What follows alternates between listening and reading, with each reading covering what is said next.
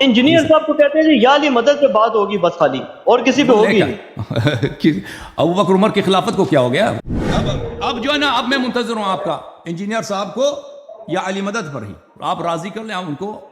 اور بھی ان کے شرائط ہیں ہم مان لیں۔ اب تو میں نے سب کو مان لیا، اب انجینئر صاحب کو لے کے آؤ، ٹھیک ہے نا بھائی؟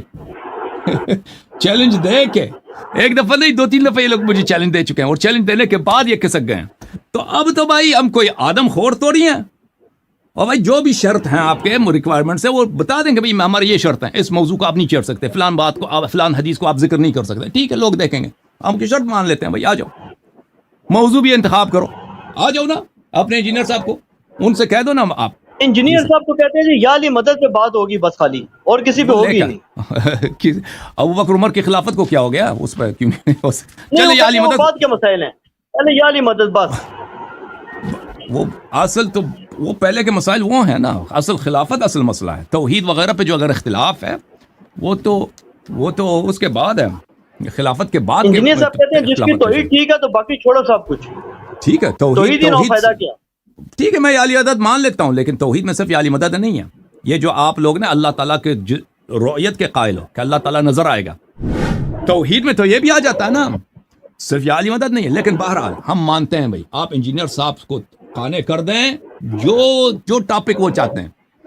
جو ٹاپک وہ چاہتے ہیں ہم اسی پہ بات کرنا تیار ہیں، ٹھیک ہے نا؟ لیکن یہ بھی نہیں علامہ صاحب یہ جو آپ نے تقدیر والا مسئلہ چھیڑا ہے نا،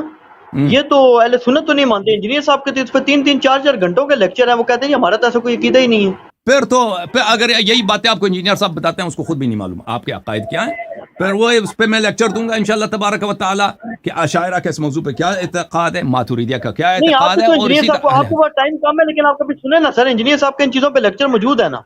تقدیر کا لیکچر آپ ان کا سنیں تو صحیح۔ میں آپ کو دکھا دوں گا بھائی، میں آپ کو دکھا دوں گا، اور آپ کی روایات نہیں، اگر اس کو نہیں آتا، اگر دیکھیں اگر اس کو نہیں معلوم اپنے عقائد کا، مجھے نہیں معلوم، آپ نے اچھی طرح اس کی باتوں کو سنا ہے، اس نے بھی اچھی کتابوں کو اچھی طرح سے پرکھا ہے کہ مخالفین کا عقیدہ کیا ہے، احادیث میں آپ کے احادیث میں اس کے کیا ہیں، اور آپ کے بزرگوں نے کیا اس متعلق کیا فرمایا، تو مجھے نہیں معلوم کہ ہو سکتا ہے کہ اس عقیدے کو بالکل انہوں نے ٹکرایا ہو۔ اگر ایسا مسئلہ ہے نا کہ اس مسئلے میں اس نے پورے مذہب کی مخالفت کی، چاہے وہ احناف ہوں،